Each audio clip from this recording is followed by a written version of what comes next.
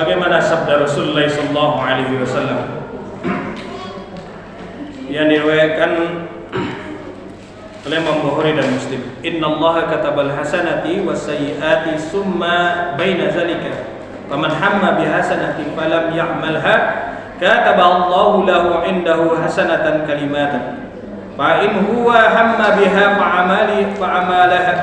fa'amilaha kataba Allahu lahu indahu ashqara hasanatin ila sab'i mi'ati dhi'fin ila ad'afin katsiratin wa man hamma bisayyi'atin falam ya'malha katabaha Allahu lahu indahu hasanatan kalimatan fa in hamma biha fa'amilaha katabaha Allahu lahu sayyi'atan wahidah.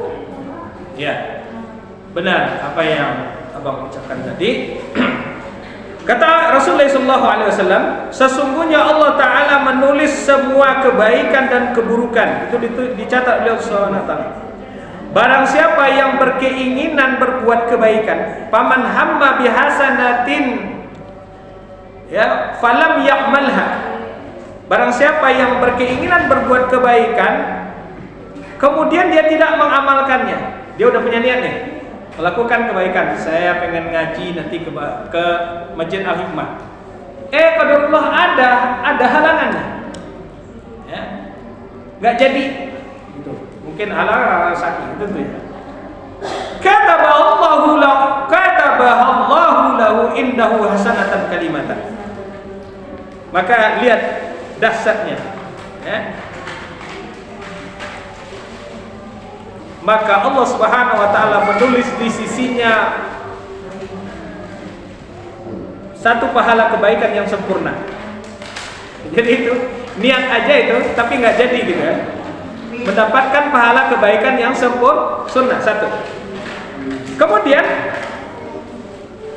fa'in huwa hamma biha fa'amilah. Jika dia punya keinginan untuk melakukan kebaikan tadi itu, ya, fa'amilaha, kemudian dia mengamalkannya, melakukannya. Saya punya niat dia pengen ngaji ke Masjid Al-Hikmah.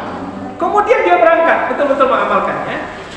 Kataba Allahu lahu indahu asra hasanatin. Maka apa? Allah mencatat di sisi yaitu 10 kebaikan. Ya. Ila sab'imi'atin ila sab'imi'atin hingga 700 kali lipat. Ila a'afin kasiratin, hingga berlipat-lipat banyaknya. Gitu. Kalau dia berangkat. Maka semoga bapak-bapak, ibu-ibu yang hadir pada hari ini sudah punya niat ingin ngaji kemudian berangkat dapat pahala banyak. Ya, yang nggak jadi tadi karena unsur sa'i misalnya dapat 1 sempurna. Tapi yang sudah berangkat, nah niat kemudian berangkat, maka dia dapat pahala 10 kebaikan, kemudian bahkan sampai 700 kali lipat, bahkan berlipat-lipat banyak. Gitu. Wa man hamma bisayyi'atin falam ya'malha. Barang siapa yang punya keinginan untuk berbuat keburukan, kejahatan, falam ya'malha, kemudian dia tidak melakukannya. Ini baru lintasan. Kemudian apa? Dia tidak melakukan karena takut kepada Allah Subhanahu wa taala. Kataballahu lahu indahu hasanatan kalimatan. Maka apa? Dicatat 1 pahala. Seperti pemuda tadi itu. Dia sudah apa? Tergoda kan gitu. Tapi apa? Dia cepat ingat kepada Allah, takut kepada Allah. Maka apa? Kataballahu lahu indahu hasanatan kalimatan. Maka apa? Dicatat 1 pahala kebaikan begini. Fa in hamma biha fa'amilaha kataballahu lahu sayyi'atan wahidatan. Maka jika dia punya keinginan untuk melakukan kejahatan tadi, keburukan tadi itu, kemudian dia melakukannya, kataballahu lahu sayyi'atan wahidatan. Maka apa? Dicatat oleh Allah di sisinya itu 1 pahala dosanya. 1 dosanya, pahala dosanya. 1 dosa. Masya Allah, ini sebuah anugerah dan rahmat yang begitu luar biasa yang Allah berikan kepada hambanya. Kenapa? Ketika kita berniat melakukan kebaikan, mendapatkan 1 kebaikan yang sempurna walaupun tak jadi. Kemudian ketika niat dia melakukannya dapat 10, poin 700 kali lipat, bahkan berlipat-lipat banyak. Tetapi sebaliknya ketika kita punya niat untuk melakukan keburukan, nggak jadi. Nggak jadi, karena apa? Karena takut kepada Allah Subhanahu wa taala, maka itu akan mendapatkan pahala meninggalkan itu. Tetapi ketika terjebak dalam perbuatan dosa, maka apa? Allah hitungnya satu, Pak. Tapi jangan gunakan logika sempit kita ya. Oh, kalau gitu ya. Itu sebagaimana pemuda yang pernah saya ceritakan ya. Pada zaman Abu Hanifah, nyuri satu apel, kemudian apel yang dicuri itu bukan untuk dimakan, tetapi diinfakkan. Dan ditemui oleh Imam Abu Hanifah, kenapa engkau nyuri apel satu, kemudian engkau infakkan? Saya lagi bertransaksi yang sangat menguntungkan dengan Allah, katanya.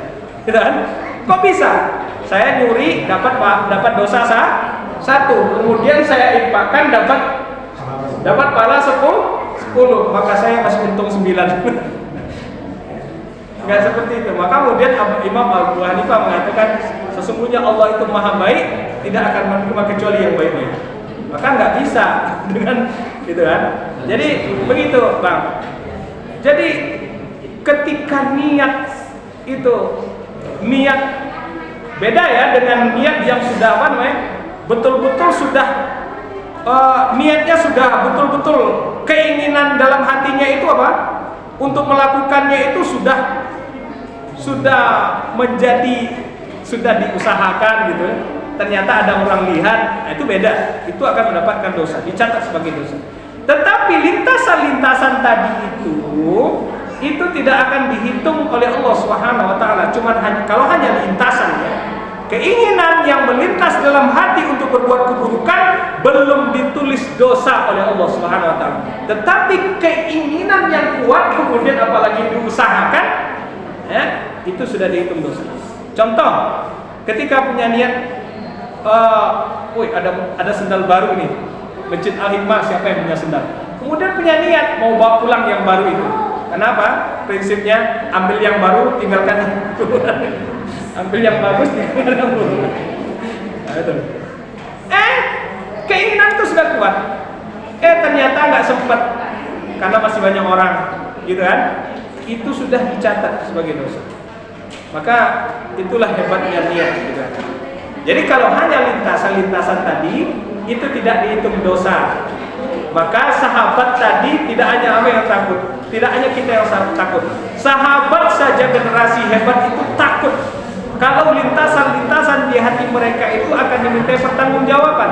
Sebagaimana ayat yang turun tadi, lillahi ma fis samawati wa ma fil ardh wa in tubdu ma fi anfusikum aw tukhfuhu yuhasibukum billah. Khawatir mereka sampai ngadu kepada Rasulullah, kan gitu. Nah maka apa? Nanti tergantung ini niatnya bagaimana. Maka para ulama menjelaskan seperti itu. Nah maka insya Allah dengan kalau hanya sekedar keinginan dan lintasan ya, itu tidak akan diminta bertanggung jawab oleh Allah Subhanahu wa taala. Tetapi kalau niatnya udah kokoh untuk melakukan perbuatan maksiat, apalagi udah diusahakan, maka itu akan terjadi dosa. Wallahu a'lam bishawab.